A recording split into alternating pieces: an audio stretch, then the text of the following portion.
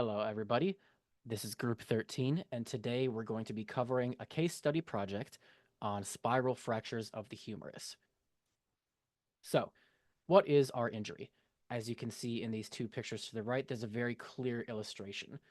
The injury that we are studying in this case is a distal spiral fracture of the humerus. It most commonly occurs due to trauma from falls or torsional force, i.e., twisting. In this instance, we are observing an injury that takes place during a martial arts submission hold during an MMA fight. In this particular spiral fracture, the bone is fracturing in a twisting motion through forced external rotation, leaving two jagged edges at the breaking points on each end, which you can see here and here, likewise here and here. And in extreme cases, the sharp bone can become displaced and it can cut through the skin and poke outside of the body. Thankfully, in this case, that did not happen. Any additional damage can also be caused to the interior portion of the arm due to the twisting motion inflicted by the other fighter. So these two sharpened edges can actually dig and rub against the interior tissue and damage the surrounding muscle and blood vessels proximal to the fracture. So, how do spiral humerus fractures happen, and how common are they really? It turns out not extremely common. Spiral fractures of the humerus happen when a twisting motion is applied to the upper arm. Upon breaking, it creates a fracture line that wraps around the bone in a corkscrew-like pattern, which you can see illustrated in this picture right here.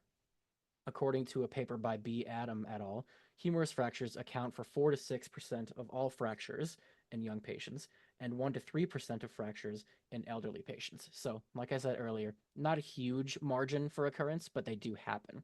And if you look at this illustration down here, it shows you a couple different types of bone fractures, and in this case, the twisting causes it to break on an angle, typically about a 45-degree angle, and you can see that in the various pictures above here. The most common methods of this fracture occurring are falling downstairs onto an outstretched hand, or torsional force, i.e., twisting force, from an arm wrestling or submission hold in martial arts, or even in a throwing sports, just baseball. In younger populations, the recovery rates are typically very good, but in elderly patients, it can cause permanent disability. Conversely, in both age groups, there is also a risk of radial nerve palsy due to those jagged edges irritating the surrounding tissue and possibly causing nerve damage. Uh, and next, we'll move on to the slide that shows you the injury that we're discussing today. Some viewers may find the following video disturbing. Viewer discretion is advised. Jonathan's reaching around his back, though, to block it. He's showing a lot of heart right now. Yeah. Oh! His arm just popped. That is not a sound you want to hear. Not a sound at all. Now we're going to talk about what's happening to the humerus during a spiral fracture. During a spiral fracture, the bone is being twisted by an external torsional stress.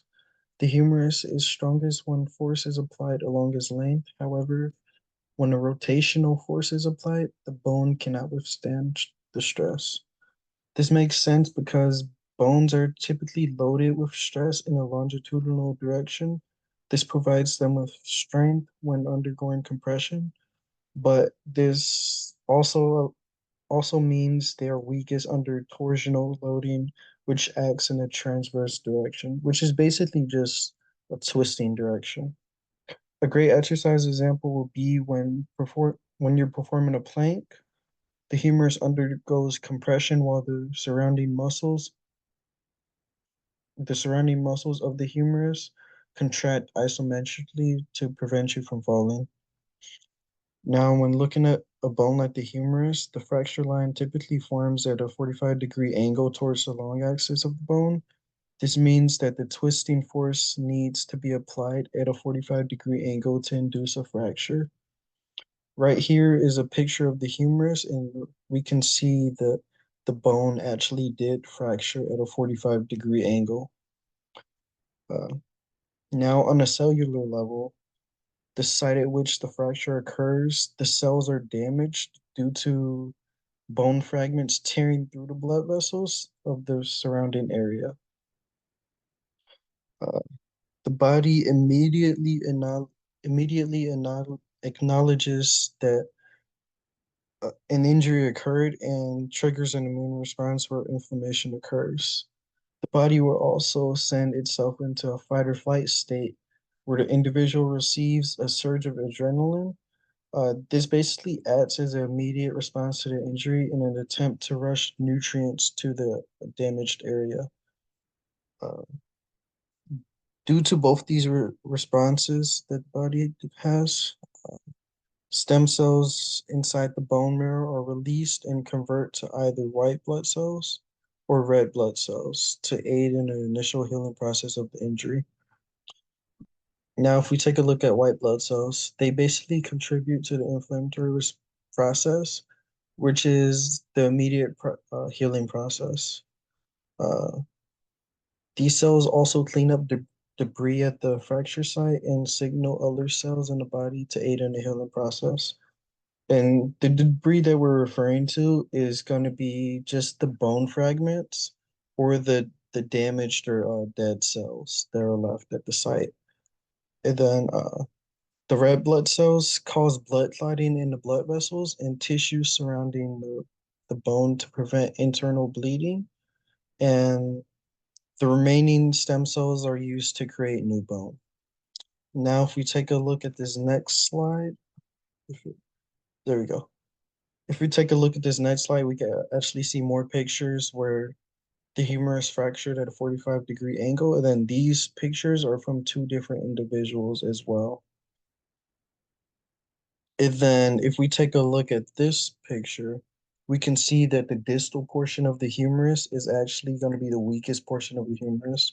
That explains why the fracture occurs typically in all these pictures in the distal portion of the humerus.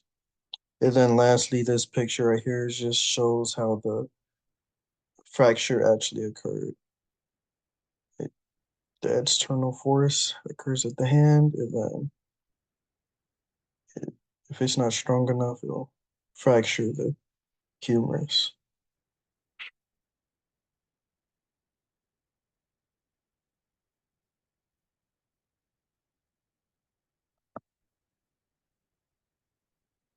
So, as mentioned previously, spiral fractures are potentially the result of bending, axial pressure loading compression, and torsional forces applied to the humerus during the match.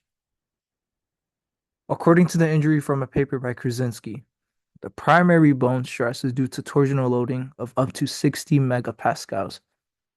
This torsional loading is placed approximately 115 millimeters above the elbow on the posterior medial portion of the humerus. In other words, 60 megapascals is approximately how much loading the humerus can take in this fashion until the bone actually fractures. Or can fracture. Stress distribution is typical from torsional loading. As a result of torque actions, the fracture line runs at an angle of 45 degrees to the longitudinal axis of the humerus. Now, the photo to your right is basically different torsional loading values. These torsional loading values correspond to the different colors that are on the humerus here. Blue indicates a low torsional loading value with a value of 1.262 to the exponent times 10 to the exponent of 4. As you can see, this is on the lower side, indicating a blue color. As we go up the colors, the torsional loading value increases, and it increases to about a red color, or not about to a red color, to a red color. This is the highest yield point. This indicates around the portion of, as I said, the posterior medial portion of the humerus. And that has the highest value at 6.052 times 10 to the exponent of 7 nanometers, newtons over meter squared, or in this case, the SI unit pascals. Now, continuing on, we have now established what that torsional loading value is. Now, we must solve for torsional stress itself. So first, what equation are we using? Well, torsional stress equals the moment or the magnitude of force, which is the torsional loading value, times the radius. And then all of this would be divided by J. Now, what is J? J represents the polar moment of inertia. So, for all of this, why are we using torsional stress? Well, torsional stress is the shear stress that results within the object due to that twisting force. In other words, the twisting force causes shear stress, creating that twisting motion. So, we want to see that 60 million pascals of twisting force causes the shear stress, creating that twisting motion. Now, how much shear stress can be applied creating that twisting motion? How much shear stress can our humerus really take before a humeral fracture? In this case, a spiral humeral fracture can occur. So now that we talked about why we're using torsional stress, we must look at the actual variables in the torsional stress equation itself. So first, you might be wondering, what is J? Well, J represents the polar moment of inertia. J, or the polar moment of inertia, equates to pi over 2 multiplied by the radius of the outer humerus to the 4th power multiplied by the radius of the inner to the 4th power. Now you might be wondering, why are we using the radius of the outer and the radius of the inner? Well, in this case for the spiral humerus fracture, it's not actually a solid cylinder. It is actually more so a hollow cylinder. So we have to give in mind those factors of the inner radius given in and also the outer radius giving in. So, establishing that now, we have seen that the radius or the outer radius of the humerus bone is around 0.03 meters, and the inner radius is about 0.017 meters.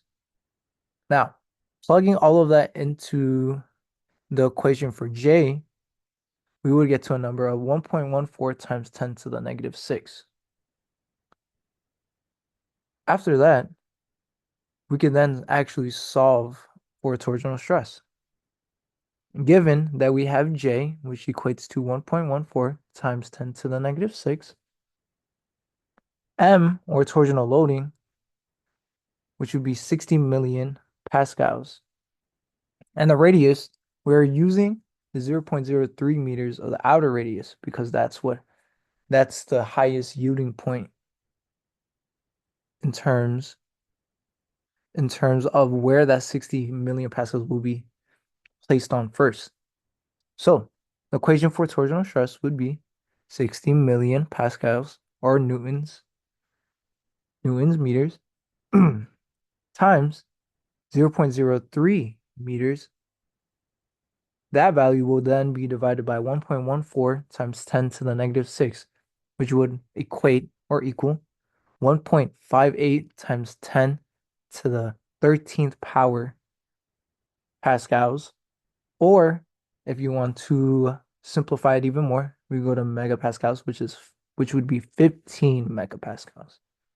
This means that the torsional stress would be 15.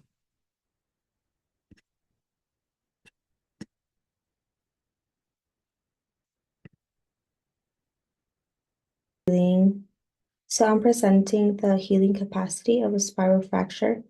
So based on the article that I researched, there was an overview about open reduction and internal fixation, and it was just indicated in greater tuberosity fractures that when there's a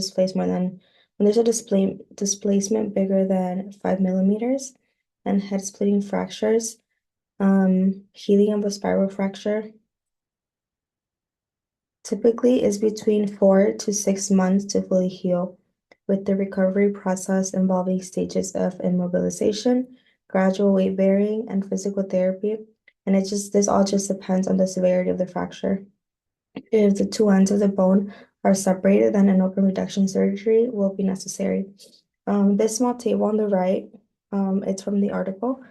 And it shows the sustained functional outcomes and implant survival. And in recent literature, it's been published that 10-year outcomes of patients treated for proximal humerus fracture of the patients with appropriate follow-up constant scores were significantly lower when compared to their medium-term scores at 2 years. The treatment for modalities and recovery rates for spiral humerus fractures. So in the study that I was reading, this study was conducted where surgical interventions were evaluated for displaced fractures. There was a high certainty evidence of no clinically important difference between surgical and non-surgical treatment in patient-reported shoulder function at 1 year and 2 years. Based on an illustrative risk of 25 subsequent operations for 1,000 non-surgically treated patients, this indicated an extra 38 subsequent operations for 1,000 surgically treated patients. Methods of surgery were a plate with a nail, which is shown in the top right picture. For surgical fixation after the bone has been put back together, or hemiarthroplasty, where the ball portion of the joint is replaced with a prosthesis. Patient positioning matters to allow for complete visualization of the proximal humerus in two orthogonal views. The study explained how obviously when someone's getting surgery, the position in which they're laid down, sometimes it might be a little bit sat up, just so they can evaluate the arm or the shoulder, wherever they're doing the surgery. Post-operative rehabilitation regimens, they vary between surgeons, but typically follow the same general principles. Patients are immobilized from 2 to 4 weeks post-operatively, depending on the stability of fracture fixation.